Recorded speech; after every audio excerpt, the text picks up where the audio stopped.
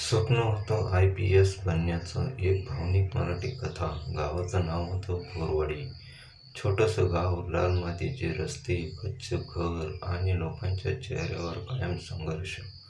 त्या गावात राहत होता एक सूरज, गरीब घरातला, पण डोळ्यात स्वप्न होतं मोठं जगणारं. सूरजचे वडील शेतमजूर करत होते. आई लोकांच्या घरची जुनी भांडी घासायची. घरात 2 वेळचं जेवण मिळणंही कठीण होतं. पण सूरजच्या डोळ्यात एक वेगळीच चमक होती. त्याला लहानपणापासून पोलिसांची खूप आवड होती. जेव्हा गावात एखादी पोलीस जीप यायची तेव्हा बाकी मुलं घाबरून पळायची, पण सूरज मात्र दूर उभा राहून त्या पोलीस अधिकाऱ्यांकडे अभिमानाने बघायचा. एकदा त्याने आईला विचारलं, "आई, IPS अधिकारी म्हणजे काय गं?" आईला फारसं माहीत नव्हतं. ती गालात हसली. "जे गरिबांना न्याय देताना ते मोठे पोलीस अधिकारी असतात." त्या दिवसापासून सूरजचं ठोकणं ठरलं, "मी IPS अधिकारी बनणार." पण स्वप्न जितकं मोठं तितकाच संघर्ष मोठा होता. शाळेत जाताना सूरजकडे चप्पलही नव्हती. पावसाळ्यात चिखलातून चालत तो शाळेत जायचा. अनेकदा मित्र त्याची थट्टा बी करायचे, मस्करी पण करायची. "अरे, हा IPS होणार म्हणे, पहिल्यांदा पोटभर खायला अन्न मिळू दे." हे शब्द सूरजला ऐकायचे व सूरजला हसायचे. पण रात्री उशीमध्ये तोंड लपवून सूरज रडायचा. त्याची आई मात्र कायम त्याच्या पाठीशी उभी होती. ती म्हणायची, "लोकांचं काम असतं बोलायचं सूरज. बाळा, तू फक्त चालत राहा."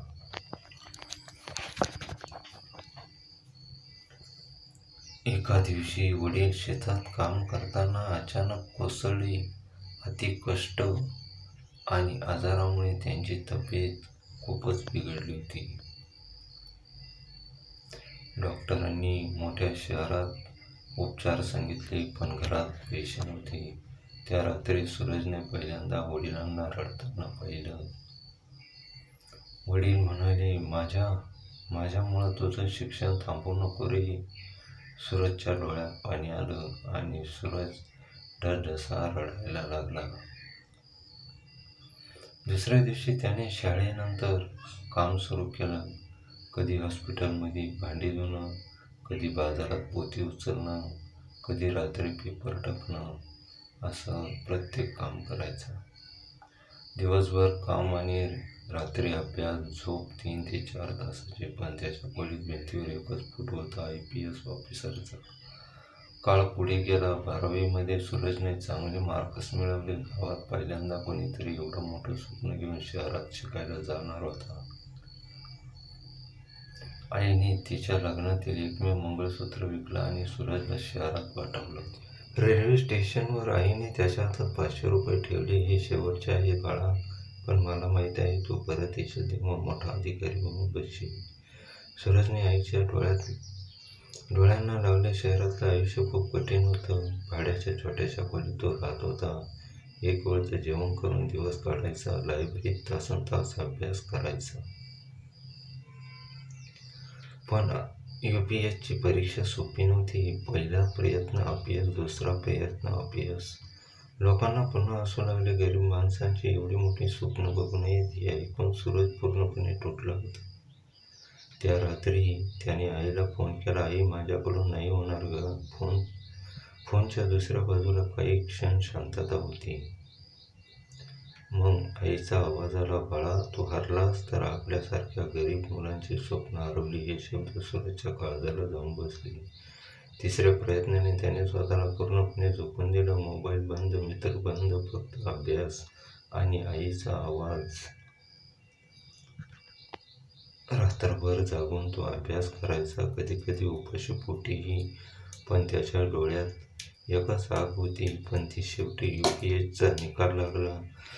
सूरज चे हात थरथरत होते. त्याने रोल नंबर शोधायला सुरुवात केली आणि अचानक त्याचा नंबर स्क्रीनवर चमकत होता. सूरज शिंदे IPS. क्षणभर त्याला काहीच समजलं नाही. त्याच्या डोळ्यातून अश्रू वाहू लागले. तो जोरजोरात ओरडायला लागला, आई, मी IPS झालो ग.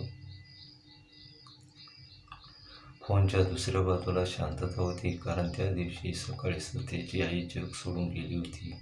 शेजाऱ्यांनी फोन केला आणि रडत बातमी सांगितली. सूरजच्या हातातून मोबाईल खाली पडला. तो जमिनीवर बसून लहान मुलासारखा रडू लागला. आई, तू म्हणाली होतीस ना, अधिकारी बनून ये. काही महिन्यानंतर त्या गावात मी पुन्हा एकदा पोलीस जीप आली, पण त्यावेळी जीपमधून उतरलेला अधिकारी दुसरा कोणी नव्हता. तो सूरज होता. पूर्ण गाव त्याला पाहत होतं. त्याने त्याची थट्टा केली होती.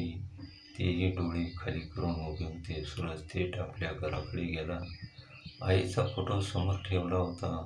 तो शांतपणे फोटोसमोर बसला होता.